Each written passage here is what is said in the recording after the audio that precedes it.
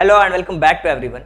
मेरा नाम है राहुल और द मिशन डेवलपमेंट एकेडमी के इस टारगेट बैच में आप सभी लोगों का स्वागत है। जो भी बच्चे क्लास 9th के अंदर एडमिशन लेना चाहते हैं, चाहे वो सैनिक स्कूल हो, सीएचएस हो, मिलिट्री स्कूल हो या किसी भी तरीके के जो स्कॉलरशिप टेस्ट होते हैं उनमें अगर आप पार्टिसिपेट करना चाहते हैं तो ये टारगेट बैच आप सभी के लिए बहुत ही ज्यादा इंपॉर्टेंट होने वाला है। अगर आप स्पेशली सैनिक स्कूल की प्रिपरेशन कर रहे हैं तो कंप्लीटली सैनिक बैच के सिलेबस को हम कवर कर रहे हैं, आप सभी को पता है। और लास्ट लेक्चर में जिस चीज के बारे में हमने डिस्कस किया था उसके अंदर हमने देखे थे विजुअलाइजिंग सॉलिड शेप से रिलेटेड जो भी क्वेश्चंस थे उनको हमने कवर किया हुआ था। इसके अलावा area and perimeter, surface area and volume, उससे रिलेटेड भी क्वेश्चंस हमने करे हैं जो कि विजुअलाइजिंग सॉलिड शेप से रिलेटेड थे और कुछ क्वेश्चंस हमने इसमें भी प्रैक्टिस करी है। तो अपने सिलेबस के अकॉर्डिंग अगर आप देखोगे ध्यान से तो आज हम डिस्कस करने वाले हैं ट्राइंगल्स में पाइथागोरस थ्योरम के बारे में, यानी कि ट्राइंगल्स के कॉन्सेप्ट हम सीखेंगे। इससे पहले कि मैं अपने कॉन्सेप्ट को शुरू करूं, सबसे पहले कुछ रूल्स आपको फॉलो करने पड़ेंगे। जो डेडिकेशन आपका डे 1 में था वही डेडिकेशन मुझे आज के दिन में भी चाहिए। देखिए, अगर आप मुझे जानते हैं और बहुत अच्छी तरीके से पहचानते हैं, अगर हमारे साथ पढ़ते हैं, टीएमडी एकेडमी के साथ पढ़ते हैं, तो ये रूल्स आपको फॉलो करने पड़ेंगे। और जो बच्चा हर दिन लगातार ये रूल फॉलो करता है वीडियो देखते टाइम, उसी बच्चे का सिलेक्शन होता है। रूल्स क्या है? रूल्स बहुत ही सिंपल है। अपने पास में एक नोटबुक और पेन रखो, जो भी पढ़ाया जाए उसको लिखो और खुद के नोट्स बनाओ। वीडियो देखते समय बीच में छोड़ करके नहीं जाना है। जितना भी आपको पढ़ाया जाए ना उसका रिवीजन कर लिया करो। और वीक में एक दिन मैं आपको देता हूं, वो है संडे। संडे के दिन आपको कंप्लीट रिवीजन करना है। इसके अलावा क्लास के बीच में जो क्वेश्चंस दिए जाते हैं ना, उन क्वेश्चंस को भी सॉल्व करना है एज अ होमवर्क। इसके अलावा जो होमवर्क दिया जाता है, डेली का होमवर्क डेली करना है, बस इतना सा काम है। डेली का होमवर्क डेली करना है और वीडियो देखते समय पूरी तरीके से फोकस रहना है। और जो बच्चे मेंटोरशिप प्रोग्राम से जुड़े हुए हैं उनको सिलेबस ट्रैकर और जो सिलेबस सीट दी गई है उसको भी फिल करना है। और अगली क्लास अटेंड करने से पहले पिछली क्लासेस के बारे में आपको कंप्लीट आइडिया होना चाहिए, उसका कंप्लीट रिवीजन करके आना है। बस इतना और सिंपल सा रूल है डियर स्टूडेंट्स। तो चलिए आगे बढ़ते हैं और आज हम डिस्कस करने वाले हैं ट्राइंगल्स के अंदर पाइथागोरस थ्योरम के बारे में। तो हम कुछ और एक्स्ट्रा कॉन्सेप्ट भी पढ़ने वाले हैं, ऐसा नहीं है कि केवल पाइथागोरस थ्योरम ही पढ़ेंगे। तो आज हमारा जो चैप्टर है, चैप्टर नंबर 14 है और इस चैप्टर नंबर 14 के अंदर हम ट्राइंगल्स के अंदर पाइथागोरस थ्योरम पढ़ेंगे। अच्छा, एक और हमें ट्राइंगल्स का चैप्टर दिया हुआ है जिसमें एंगल सम प्रॉपर्टीज भी दिया हुआ है। अगर आप सिलेबस को ध्यान से देखोगे तो आपको आइडिया लगेगा कि ट्राइंगल्स हमारा सेकंड टाइम है। तो एंगल सम प्रॉपर्टीज भी मैं कुछ कॉन्सेप्ट बताऊंगा और जब हम एंगल सम प्रॉपर्टीज करेंगे स्पेशली तो वहां पे आपका रिवीजन हो रहा होगा।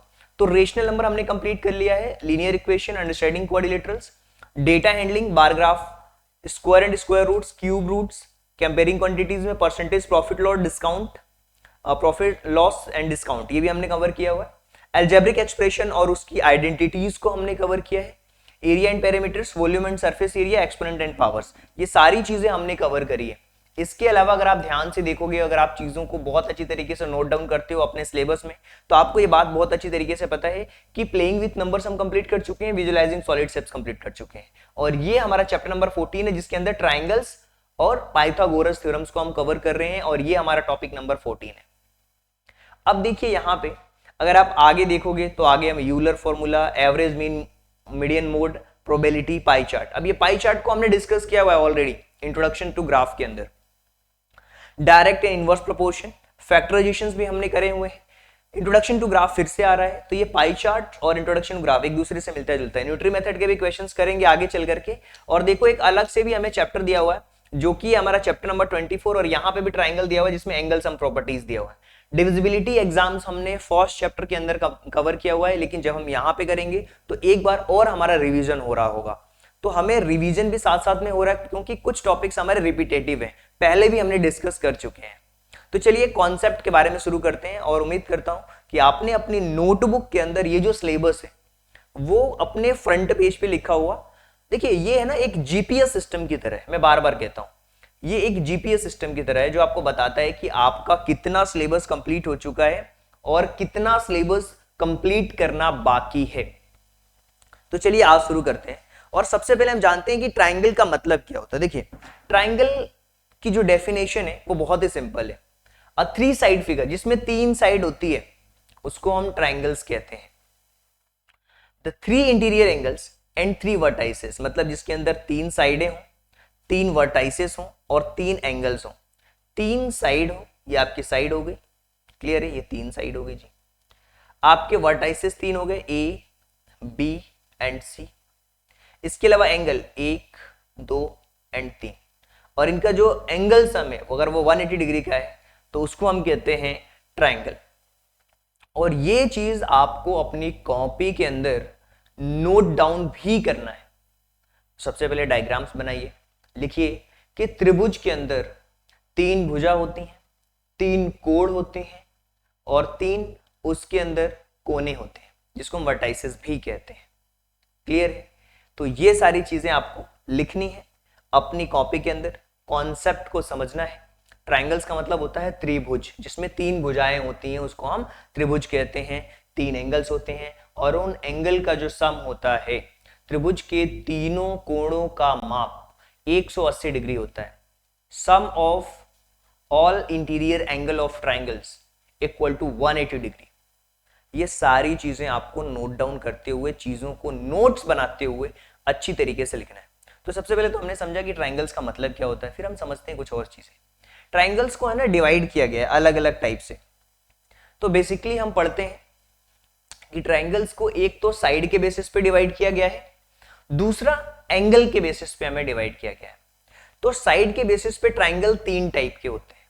पहला, जिसमें कि तीनों साइड इक्वल होती है उसको हम कहते हैं इक्विलैटरल ट्राइंगल्स, जिसमें कि ऑल साइड इक्वल होती है, ये तीनों जो साइड है ना वो इक्वल होगी, उसको हम कहते हैं इक्विलैटरल ट्राइंगल, जिसको हम कहते हैं समबाहु त्रिभुज। क्लियर है? इसके अलावा होता है आइसोसेलेस ट्राइंगल, जिसमें 2 साइड्स इक्वल होती हैं। क्या 2 साइड्स इक्वल होती हैं? 2 एंगल भी इक्वल होंगे जी, तो उसको हम कहते हैं आइसोसेलेस ट्राइंगल, मतलब समद्विबाहु त्रिभुज। उसको हम कहते हैं आइसोसेलेस ट्राइंगल, जिसको समद्विबाहु त्रिभुज कहा जाता है। इसके अलावा होता है विषमबाहु त्रिभुज, जिसको हम कहते हैं स्केलेन ट्राइंगल, जिसमें नो साइड इक्वल, 1 2 3 कोई भी साइड इसमें क्या होती है, इक्वल नहीं होती है, इसको हम कहते हैं स्केलेन ट्राइंगल।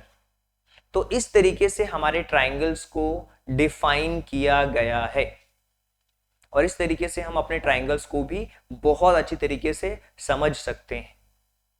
तो पहला हमने बता दिया साइड के बेसिस पे, 3 तरीके के बेसिक हमारे जो ट्राइंगल हैं वो होते हैं। अब हम आते हैं एंगल के बेसिस पे। तो पहला होता है एक्यूट एंगल। एक्यूट एंगल में क्या होता है, जिस ट्राइंगल के अंदर तीनों जो एंगल होते हैं वो 90 डिग्री से छोटे होते हैं, दैट इज एक्यूट एंगल। ये एंगल जो होते हैं all angles acute, that is acute triangle.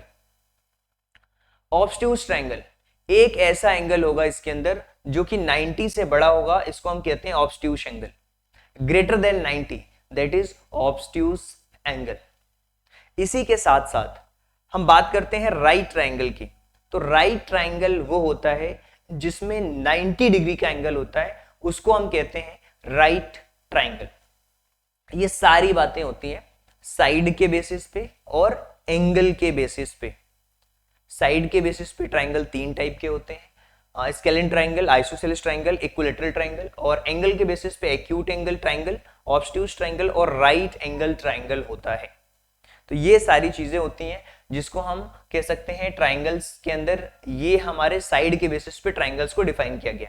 लेकिन ये जो हमारा चैप्टर, जो टॉपिक है, वो ट्राइंगल्स के अंदर पाइथागोरस थ्योरम को बेसिकली हमें समझना है अच्छी तरीके से।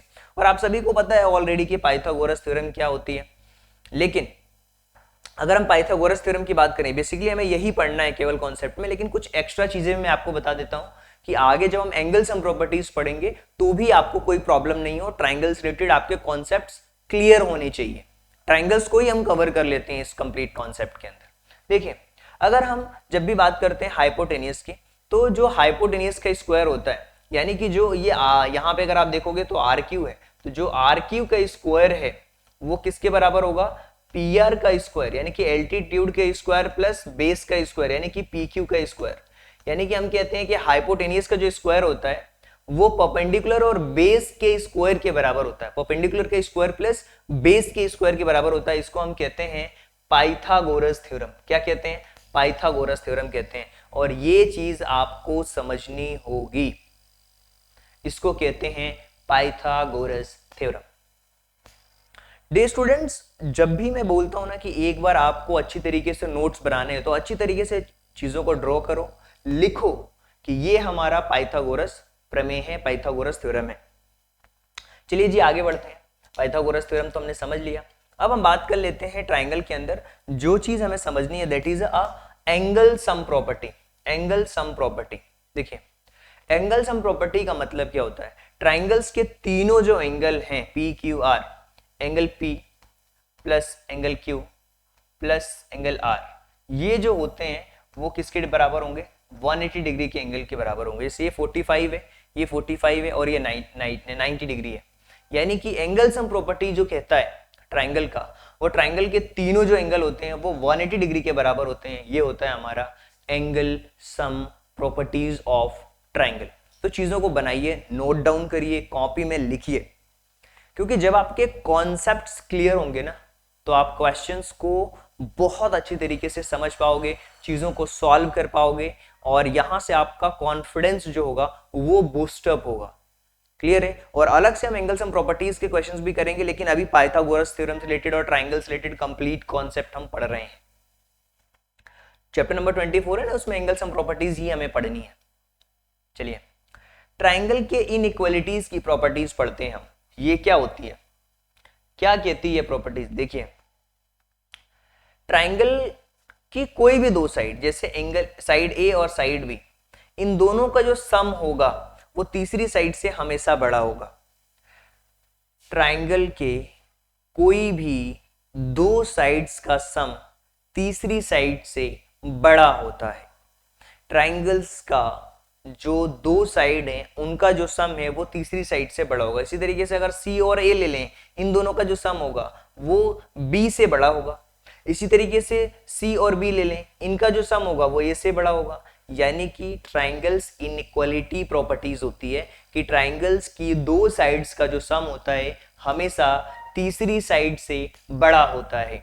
तो ये चीजें आपको पता होनी चाहिए ताकि आप चीजों को अच्छी तरीके से समझ पाओ, चीजों को नोट डाउन कर पाओ और आप अच्छी तरीके से समझ भी पाओ।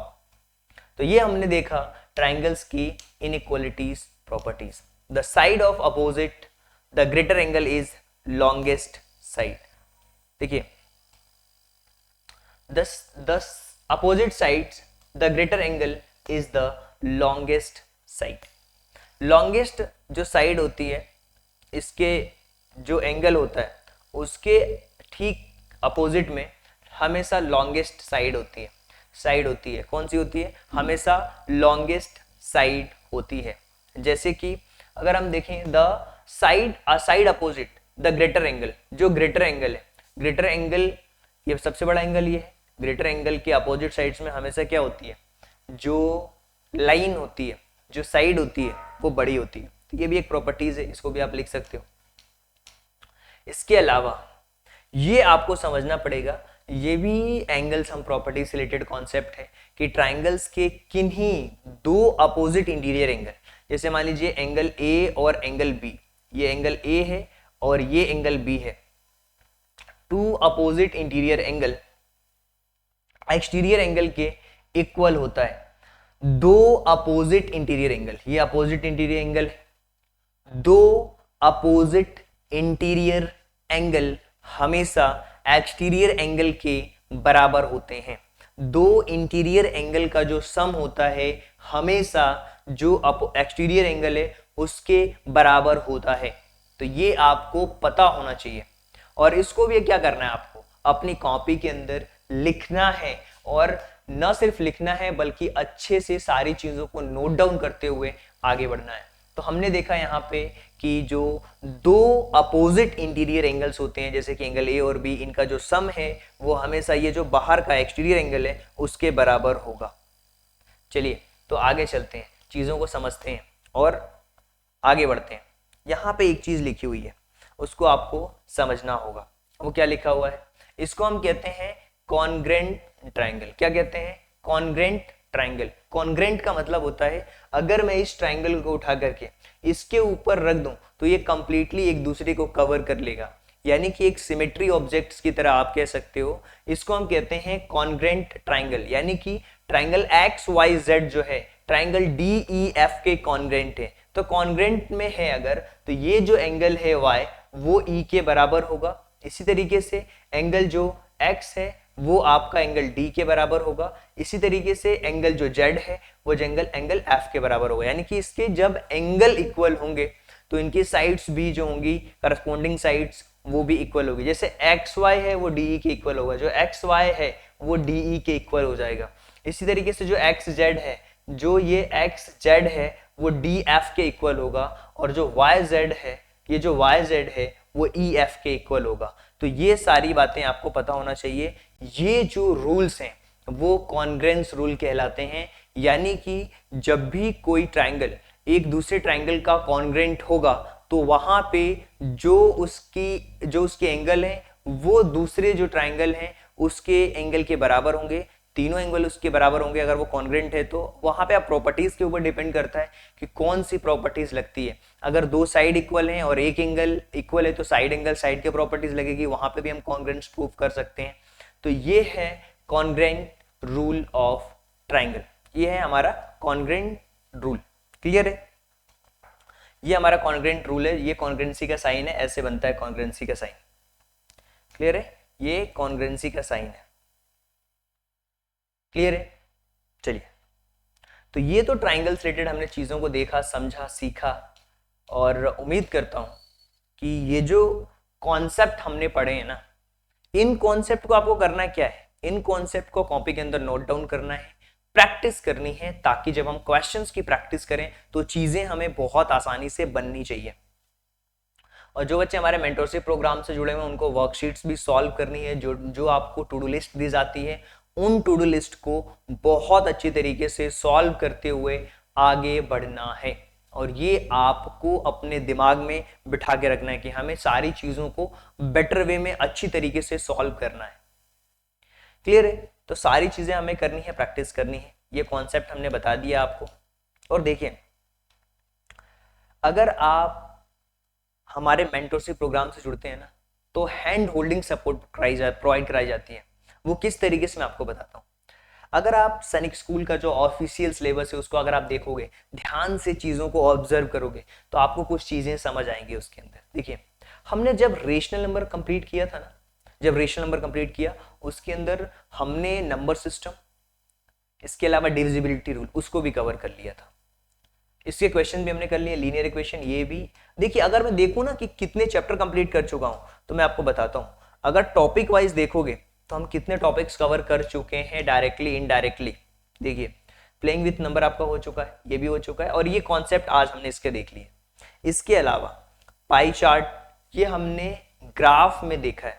ग्राफ हमारा कौन सा चैप्टर है? पाई चार्ट को अगर दिखाऊं मैं आपको, तो देखिए, अगर मैं बताऊं आपको डेटा हैंडलिंग में, जिसे हमने देखा था बार ग्राफ और लाइन ग्राफ, तो डेटा हैंडलिंग में भी मैंने पाई का भी बताया था, पाई ग्राफ का भी, पाई चार्ट का भी बताया था। डेटा हैंडलिंग में हमने कवर किया था इसको। इसके अलावा अगर आप देखोगे तो हमने फैक्टराइजेशंस भी देखा है और इंट्रोडक्शंस टू ग्राफ भी देखे हैं, क्योंकि इंट्रोडक्शंस टू ग्राफ को भी हमने सेम मैनर में कंप्लीट किया था। इसके अंदर इंट्रोडक्शंस टू डेटा हैंडलिंग के अंदर हमने कंप्लीट किया था। इसके अलावा कोऑर्डिनेटर्स जब हम लीनियर इक्वेशंस और वन वेरिएबल पढ़ रहे थे, तो वहां पे हमने फैक्टराइजेशंस के कॉन्सेप्ट्स को भी देखा था कि किस तरीके से फैक्टराइजेशंस करते हैं।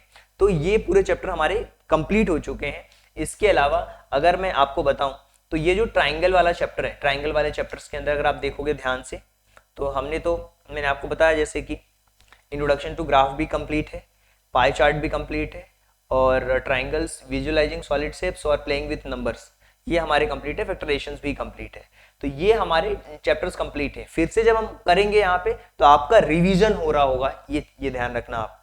इसके अलावा अगर हम आगे बढ़ते हैं, चीजों को देखते हैं और समझने की कोशिश करेंगे, तो आपको समझ आएगा कि ये जो डिविजिबिलिटी टेस्ट है, इसको हमने चैप्टर नंबर 1 के अंदर एक टॉपिक था, उसको हमने कंप्लीट करा था। और चैप्टर नंबर 1 जब देखना स्टार्ट करोगे तो 53 मिनट से देखोगे, वहां पे कंप्लीट डिविजिबिलिटी हमने समझाई है। और फिर ट्राइंगल्स को भी हमने कवर किया हुआ है, जो कि आज ही हमने इसी टॉपिक्स में कवर किया। पैरेलल लाइंस को हमने क्वाड्रिलेटरल्स में कवर कर लिया, सिंपल एंड कंपाउंड इंटरेस्ट बाकी है। हाँ, area and parameters of circle से रिलेटेड कुछ चीजें हैं, जो फॉर्मूले हैं, वो भी हम ऑलरेडी देख चुके हैं एरिया एंड पेरीमीटर्स के अंदर, और सरफेस एरिया एंड वॉल्यूम के अंदर हमने कवर किया हुआ है, सर्कल्स को भी स्फीयर को भी। एल्जेब्रिक एक्सप्रेशन भी हम कंप्लीट कर चुके हैं, किस तरीके से प्लस करते हैं, कैसे हम माइनस करते हैं लीनियर इक्वेशंस को, उसके अंदर हमने देख लिया। और जो टॉपिक्स अगर मिस हो जाते हैं, इसके अलावा भी कोई टॉपिक रह जाता है, इसको हम इसके अंदर कवर कर लेंगे। तो अगर देखोगे डायरेक्टली तो 1 2 कितने टॉपिक्स बचे हुए हैं उसका एनालिसिस करते हैं। 2 टॉपिक्स बचे हुए हैं, इसके क्वेश्चंस बचे हुए हैं, और 3 4 5 6 7 मतलब 7 टॉपिक्स रह गए हैं अपने। और इन 7 टॉपिक्स को हमारा टारगेट होगा कि हम जल्दी से जल्दी पहले तो मैथ्स का जो सिलेबस है उसको कंप्लीट करें, ताकि 50% जो सिलेबस है उस पर हमारी कमांड हो जाए। फिर बाकी सब्जेक्ट्स भी हम पढ़ेंगे और साथ साथ अपने मैथ्स का रिवीजन भी करते रहेंगे, वर्कशीट्स को भी सॉल्व करते रहेंगे। तो ये हमारी टेक्निक्स रहने वाली है और इसी तरीके से हम आगे भी बढ़ने वाले हैं। और आई होप कि जो मेंटरशिप प्रोग्राम्स में बच्चे जुड़े हुए हैं, अगर आपको लगता है कि नहीं कोई डाउट है, किसी भी तरीके की कोई समस्या है, तो आप इस नंबर्स पे हमें कॉल कर सकते हो। और इसके अलावा अगर आप हमारा मेंटरशिप प्रोग्राम ज्वाइन करोगे, हैंड होल्डिंग सपोर्ट प्रोवाइड करेंगे, चाहे आप नवोदय की प्रिपरेशन कर रहे हो, सैनिक स्कूल की, मिलिट्री स्कूल की या बोर्ड एग्जाम्स की, 1-to-1 मेंटरशिप दी जाती है आपको। सिलेबस का एनालिसिस करवाया जाएगा, वीकली टेस्ट, डाउट क्लियरेंस के method, daily task plan, day wise tracking होती है, वीकली रैंक की पोजीशंस पे डिसाइड होती है। तो ये सभी बच्चों के लिए, हर तरीके के स्टूडेंट्स के लिए है। जो भी बच्चे हमारे साथ में जुड़ना चाहे, मेंटरशिप प्रोग्राम्स में आना चाहे, वो हमारे मेंटरशिप प्रोग्राम्स में आ सकते हैं। सो आई होप कि सारी बातें आपको क्लियर कट समझ आ चुकी होगी। और so thank you so much and thanks for giving your precious time at the last. God bless you. Thank you so much.